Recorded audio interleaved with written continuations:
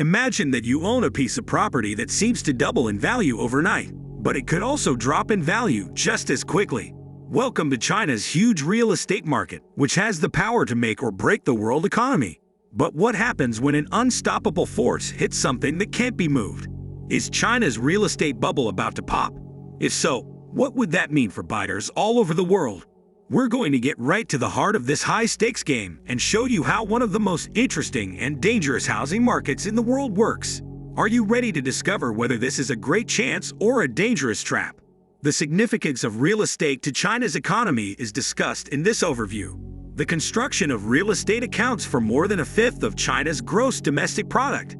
Concerns regarding speculation and the possibility of a crash in the real estate market have been raised as a result of the expansion of this industry.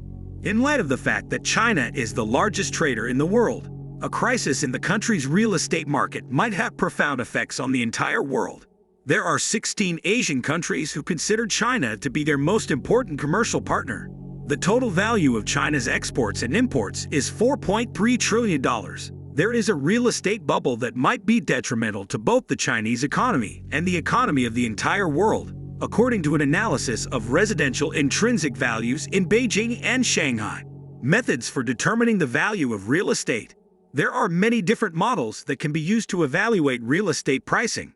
Comparable market pricing, the cost of replacement, or rent are some examples of fundamental criteria. By utilizing econometric models that link sales pricing to property characteristics such as living space, lot size, bedrooms, bathrooms, and age, hedonic pricing applies a higher level of rigor than other pricing methods.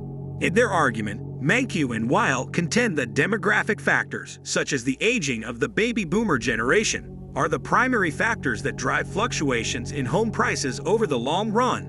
Other factors include gross domestic product, the development of homes, mortgage lending, and interest rates. Both microeconomic and macroeconomic indicators, such as rent, mortgage, income, employment, and building expenses, were utilized by Schiller and Case in order to forecast price changes in 4 metropolitan areas. The real estate industry in China transitioning towards a market-oriented approach.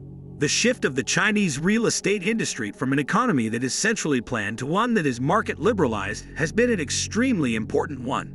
The Chinese government owns all of the country's territory. Prior to the implementation of market reforms, housing was provided by the government and organizations owned by the state. There were no private home sales or rentals. In the aftermath of the Asian financial crisis that occurred in 1997, the Chinese State Council made the decision in 1998 to privatize the property sector with the intention of transforming real estate into a new driver of economic expansion. This resulted in a surge of state-owned companies selling houses to their employees at reduced prices, which in turn sparked a boom in the creation of housing and a rise in the demand for private housing. Over the course of several decades, local governments began selling land use rights to property developers, who subsequently constructed properties for the purpose of selling them to the general public. Between the years 1998 and 2010, the total floor space of finished private housing units expanded from 140 million square meters to nearly 610 million. There was an 84.3% homeownership rate in metropolitan areas by the year 2010.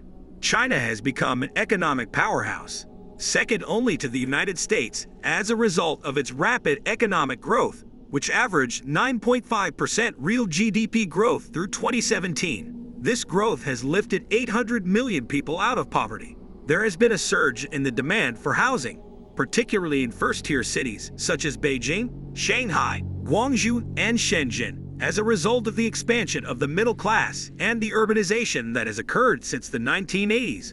Between the years 2004 and 2012, the population of these cities increased from 48 million to 70 million on average. Because there are not many reliable investment options available in China, real estate has become one of the most popular investment vehicles. When compared to the market in the United States, the Chinese stock market is more volatile. In the case of Chinese stock prices, for instance, they increased by a factor of 5 between January 2005 and October 2007, but subsequently dropped by 70% the following year. Home prices and the influence of cultural factors. It is possible that the large increase in property values in China can be attributed to the country's robust culture of homeownership. A rise in the demand for homeownership as a status symbol in the context of marital competitiveness has been brought about by cultural inclinations for male children, which were worsened by the one-child policy that was in place from 1979 to 2015. As a result of decreased reproduction rates and a bigger gender gap, men have made greater efforts to save money, which has led to an increase in their purchasing power and the demand for real estate. In addition, Chinese parents frequently provide their children with financial support throughout their maturity and aid them in purchasing homes. Homeownership rates among Chinese households under the age of 35 are 55%, which is significantly higher than the 37% figure in the United States. Concerns regarding the existence of a real estate bubble. As a result of the rapid increase in home prices, many commentators are concerned about the possibility of a current housing bubble in China. The prices of real estate in major cities in China, such as Beijing, Shanghai, Guangzhou, and Shenzhen, increased by an average of 13.1% each year between the years 2003 and 2013. Prices in cities that are considered to be in the second and third tiers of the market witnessed increases of 10.5% and 7.9%, respectively. Wang Jianlin, a Chinese billionaire, has expressed concern that the current real estate market may be about to experience the biggest bubble in history. Nevertheless, there are many who contend that these worries are exaggerated.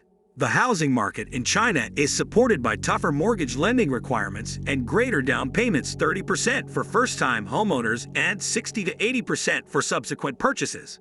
This is in contrast to the housing boom that occurred in the United States that occurred in the middle of the 2000s, which was fueled by weak credit standards and subprime lending. A comparison of the market prices and the intrinsic values of the asset. When attempting to determine whether or not a housing bubble is present, it is essential to compare market prices to the house's inherent worth. It is the net present value of expected property ownership cash flows that determines the intrinsic worth of owner-occupied residences. These cash flows include rent savings less mortgage payments, property taxes, upkeep, and other costs associated with homeownership. If the net present value is positive, then the proposed rental income is sufficient to justify the market price. The presence of a negative net present value suggests that purchasers are relying on price appreciation rather than the intrinsic value of the asset. Observations and research conducted in Beijing and Shanghai. For the purpose of this analysis, rental and sales data from Lianjia, which is one of the leading real estate brokerages in China, between the months of June 2018 and February 2019 are utilized. Additional property characteristics, such as location, number of rooms, size, date of sale, and price, are included in the data. The central districts of Beijing and Shanghai are the center of the study, with a total of 404 and 405 matched home pairs, respectively. The research makes assumptions about a number of default characteristics, including initial closing costs, mortgage rates, and annual maintenance expenditures, among others. Calculating internal rate of return helps compare potential investments. The findings indicate that the median annualized internal rate of return for first-time home buyers is negative, which suggests that market prices are not commensurate with the underlying cash flows of the property. Even if one makes the assumption that rents and prices will continue to rise, internal rate of return is still not appealing in comparison to other investment options. Alterations to the policies that could be made and their effects. It is possible that future property taxes and land use renewal fees will have an impact on the affordability of homeownership. There is a possibility that high renewal prices will be regarded as unjust, which may result in alternatives such as annual installment payments. In an effort to stabilize local government revenue and reduce the risk of housing bubbles, the Chinese government has examined the possibility of imposing property taxes. It has been suggested through studies in Chongqing and Shanghai that annual fees should be dependent on the value of the property. Thanks for watching. If you found this video insightful, make sure to hit the subscribe button and ring the notification bell so you never miss an update on the latest financial trends and investment opportunities.